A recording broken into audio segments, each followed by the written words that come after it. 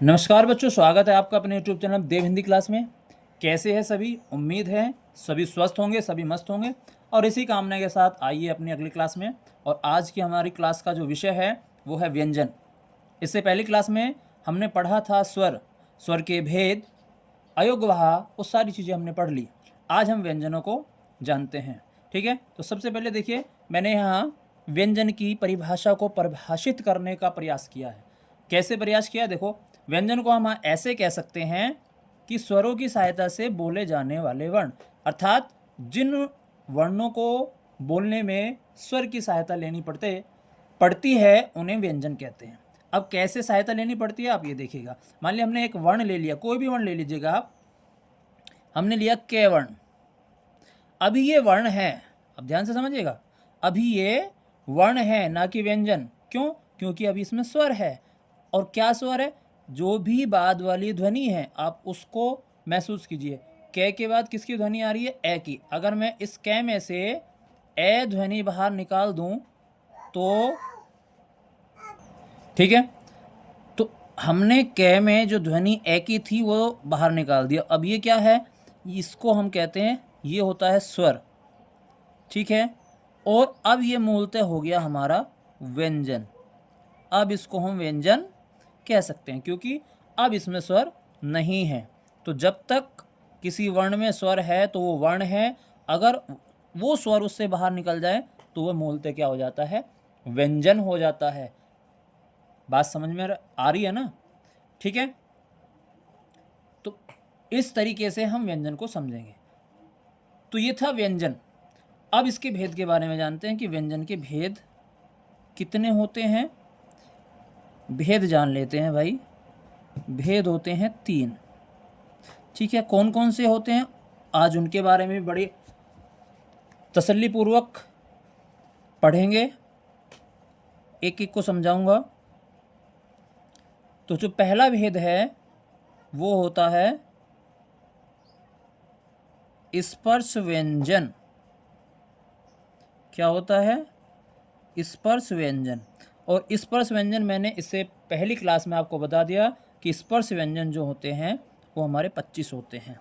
कहाँ से कहाँ तक होते हैं ये भी मैं चलो लिख देता हूँ। कैसे मैं तक। क्या है? कैसे मैं तक हमारे स्पर्श व्यंजन होते हैं। अब क्यों इनको स्पर्श व्यंजन कहा जाता है पहले उस पर ध्यान देंगे, क्योंकि जब भी तो हमें पता लगेगा कि स्पर्श व्यंजन कहे तो हैं लेकिन क्यों कहे स्पर्श व्यंजन। तो अब हम पहले उस पर देखते हैं। तो उसके लिए हमें क्या पढ़नी होगी? इसकी परिभाषा। तो हम इसको परिभाषित करेंगे, बड़ी आसान सी परिभाषा पढ़ेंगे। तो देखिए, स्पर्श व्यंजन की परिभाषा आप इस तरीके से परिभाषित कर सकते हैं। आप इसको ऐसे जान सकते हैं, मुख के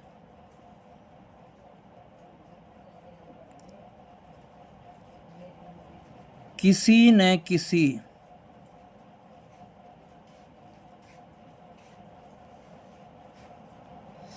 क्या लिखा? मुख के किसी न किसी भाग को क्या होगा? मुख के किसी न किसी भाग को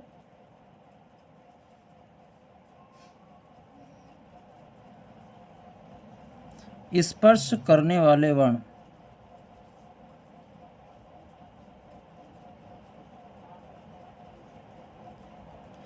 ठीक है, या आप कह सकते हैं ऐसे वर्ण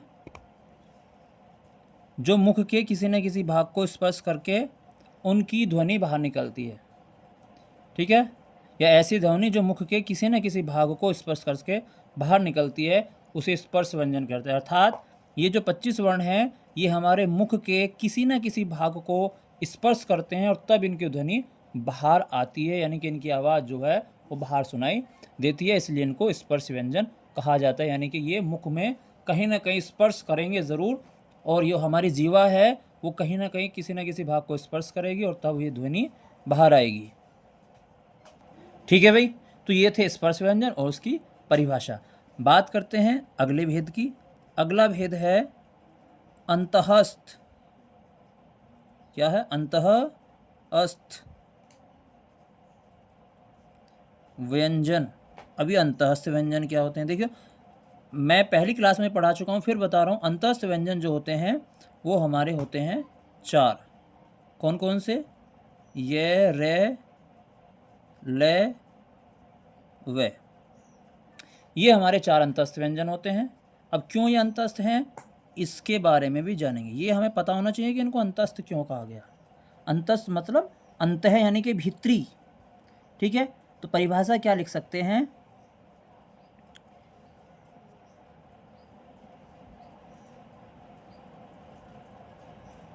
ऐसे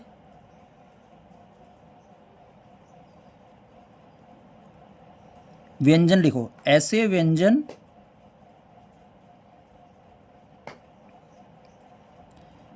जिनकी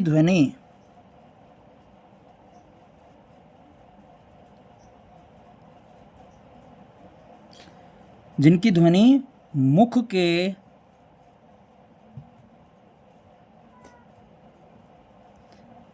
क्या करती है?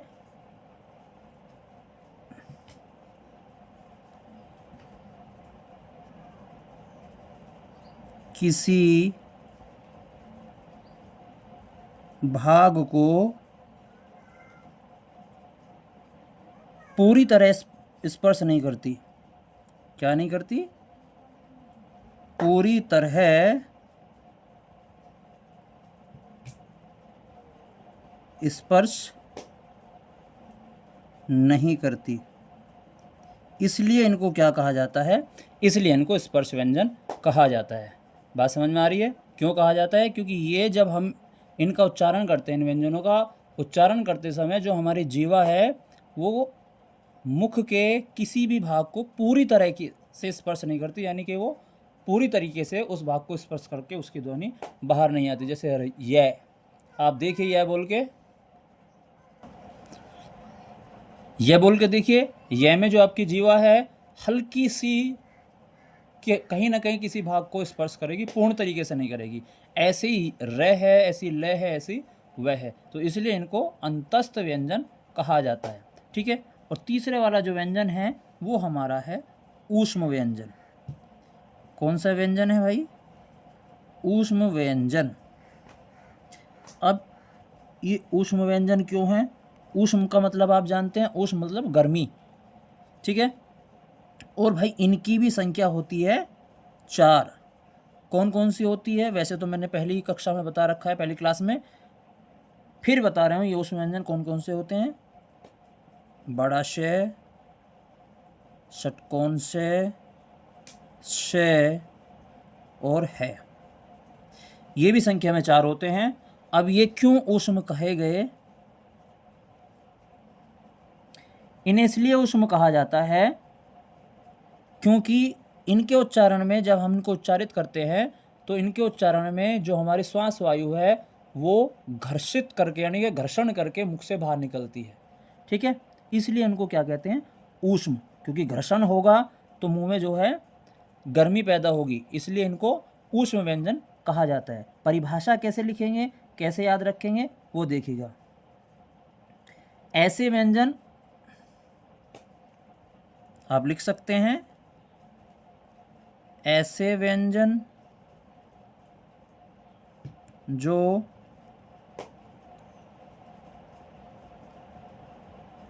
मुख के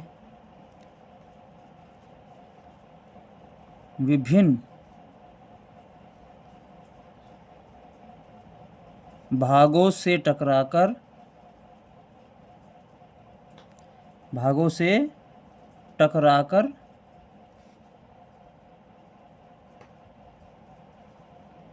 क्या करती है? ऊष्मा, या आप कह सकते हैं गर्मी। भागों से टकराकर ऊष्मा यानी कि गर्मी पैदा करती है।